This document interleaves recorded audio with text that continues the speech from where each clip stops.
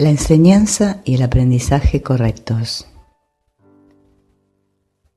Un buen maestro clarifica sus propias ideas y las refuerza al enseñarlas. En el proceso de aprendizaje, tanto el maestro como el alumno están a la par. Ambos se encuentran en el mismo nivel de aprendizaje y a menos que compartan sus lecciones, les faltará convicción. Un buen maestro debe tener fe en las ideas que enseña, pero tiene que satisfacer además otra condición. Debe tener fe en los estudiantes a quienes ofrece sus ideas. Muchos montan guardia en torno a sus ideas porque quieren conservar sus sistemas de pensamiento intactos y aprender significa cambiar. Los que creen estar separados siempre temen cambiar porque no pueden concebir que los cambios sean un paso hacia adelante en el proceso de subsanar la separación. Siempre los perciben como un paso hacia una mayor separación, debido a que la separación fue su primera experiencia de cambio. Crees que si no permites ningún cambio en tu ego, alcanzarás la paz. Esta marcada confusión solo puede tener lugar si sostienes que un mismo sistema de pensamiento puede erigirse sobre dos cimientos distintos. Nada puede llegar al espíritu desde el ego, ni nada puede llegar al ego desde el espíritu. El espíritu no puede ni reforzar al ego ni aminorar el conflicto interno de éste. El ego en sí es una contradicción. Tu falso ser y el ser de Dios están en oposición, y lo están con respecto a sus orígenes, rumbos y desenlaces. Son fundamentalmente irreconciliables porque el espíritu no puede percibir y el ego no puede gozar de conocimiento. No están, por lo tanto, en comunicación ni jamás lo podrán estar. El ego, sin embargo, puede aprender aún cuando su hacedor esté desencaminado. Este, no obstante, no puede hacer que lo que fue infundido con vida sea completamente exánime. El espíritu no tiene necesidad de que se le enseñe nada, pero el ego sí. El proceso de aprender se percibe, en última instancia, como algo aterrador porque conduce no a la destrucción del ego, sino al abandono de éste a la luz del espíritu. Este es el cambio que el ego no puede sino temer, porque no comparte mi caridad. La lección que yo tuve que aprender es la misma que tú tienes que aprender ahora, y puesto que la aprendí, puedo enseñártela. Nunca atacaré a tu ego, si bien estoy tratando de enseñarte cómo surgió su sistema de pensamiento. Cuando te recuerdo tu verdadera creación, tu ego no puede por menos que reaccionar con miedo. Aprender y enseñar son los mayores recursos de que dispones ahora, porque te permiten cambiar de mentalidad y ayudar a otros a hacer lo mismo. Negarte a cambiar de mentalidad no conseguirá probar que la separación no ocurrió. El soñador que duda de la realidad de su sueño mientras todavía está soñando, no está realmente sanando su mente dividida. Tú sueñas con un ego separado y crees en el mundo que se basa en él. Todo ello te parece muy real. No puedes deshacerlo sin cambiar de mentalidad al respecto. Si estás dispuesto a renunciar al papel de guardián de tu sistema de pensamiento y ofrecérmelo a mí, yo lo corregiré con gran delicadeza y te conduciré de regreso a Dios. Todo buen maestro espera impartir a sus estudiantes tanto de lo que él mismo ha aprendido que algún día dejen de necesitarle. Este es el verdadero y único objetivo del maestro. Es imposible convencer al ego de esto porque va en contra de todas sus leyes. Pero recuerda que las leyes se promulgan para proteger la continuidad del sistema en que cree el que las promulga. Es natural que el ego trate de protegerse a sí mismo una vez que lo inventaste, pero no es natural que desees obedecer sus leyes a menos que tú creas en ellas. El ego no puede tomar esta decisión debido a la naturaleza de su origen, pero tú puedes tomarla debido a la naturaleza del tuyo.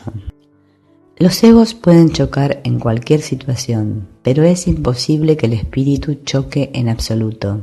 Si percibes a un maestro simplemente como un ego más grande, sentirás miedo, ya que agrandar un ego es aumentar la ansiedad que produce la separación. Enseñaré contigo y viviré contigo si estás dispuesto a pensar conmigo, pero mi objetivo será siempre eximirte finalmente de la necesidad de un maestro. Esto es lo opuesto al objetivo del maestro que se deja guiar por el ego.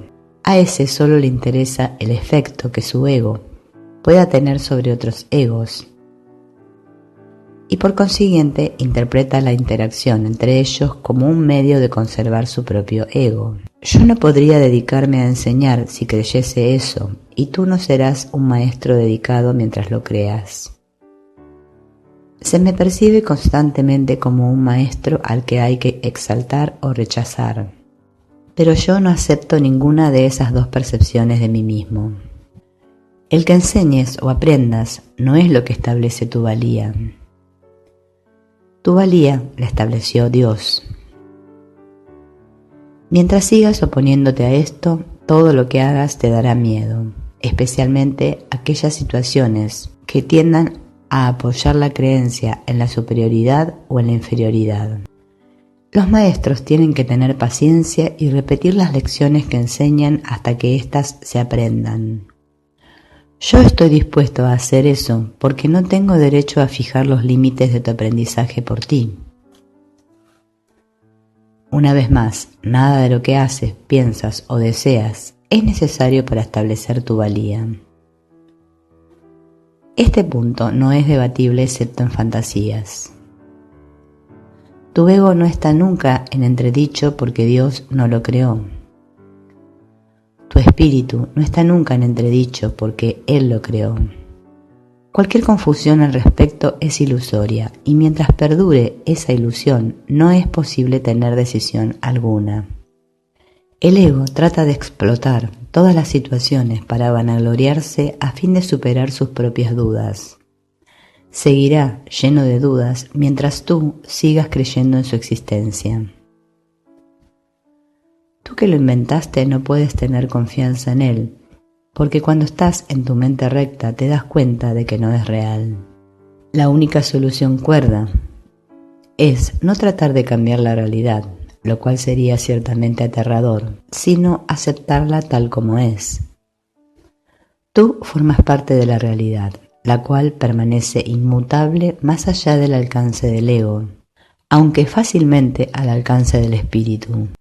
Cuando sientas miedo, aquíétate y reconoce que Dios es real y que tú eres su hijo amado en quien Él se complace. No dejes que tu ego refute esto, porque el ego no puede conocer algo que está tan lejos de su alcance como lo estás tú.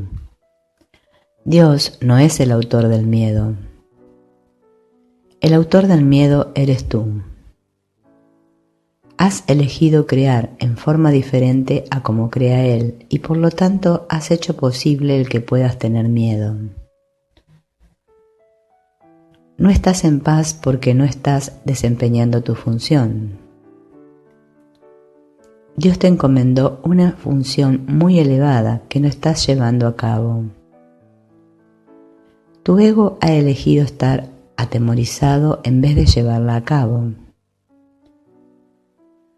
Cuando despiertes te será imposible entender esto porque es literalmente increíble. No creas lo increíble ahora.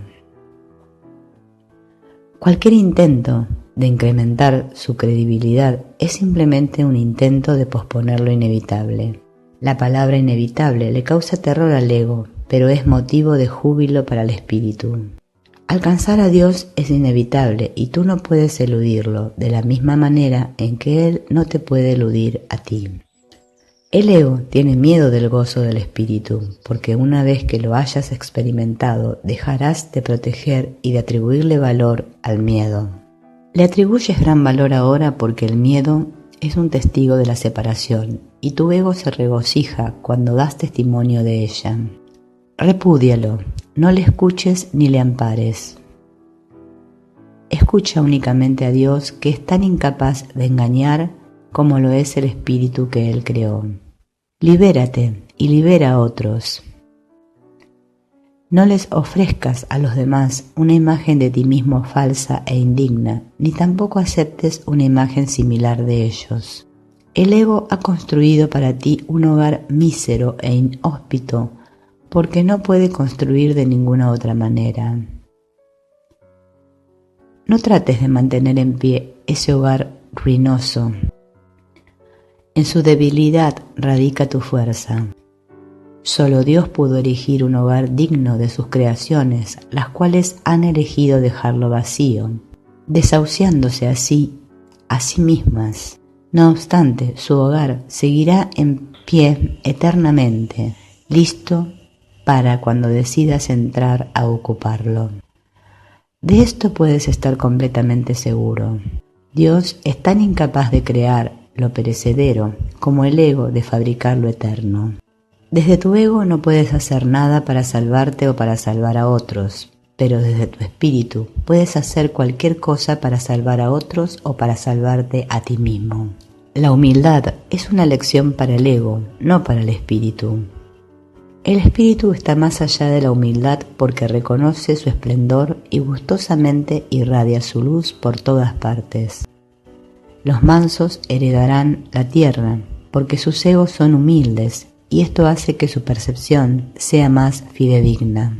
El reino de los cielos es el derecho del espíritu, cuya belleza y dignidad están mucho más allá de cualquier duda, más allá de la percepción, y se alzan para siempre como las señales del amor de Dios hacia sus creaciones,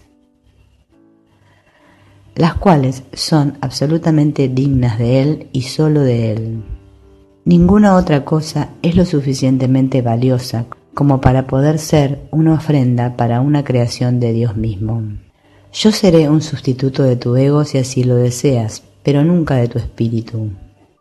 Un padre puede dejar su hijo al cuidado de un hermano mayor que haya demostrado ser responsable, pero esto no entraña confusión alguna acerca de quién es el padre. El hermano puede proteger el cuerpo y el ego del niño, pero eso no lo lleva a creer que él sea el padre. Me puedes confiar tu cuerpo y tu ego debido únicamente a que eso te permite desentenderte de ellos y me deja mostrarte que no son importantes. Yo no podría entender lo importantes que son para ti si yo mismo no hubiese estado tentado de creer en ellos. Aprendamos juntos esta lección para que juntos podamos liberarnos de tu cuerpo y de tu ego. Necesito maestros dedicados que compartan mi objetivo de sanar a la mente. El espíritu no tiene ninguna necesidad de que ni tú ni yo lo protejamos. Recuerda lo siguiente: en este mundo no hay por qué tener tribulaciones, porque yo he vencido al mundo. Por eso es por lo que debes estar animado.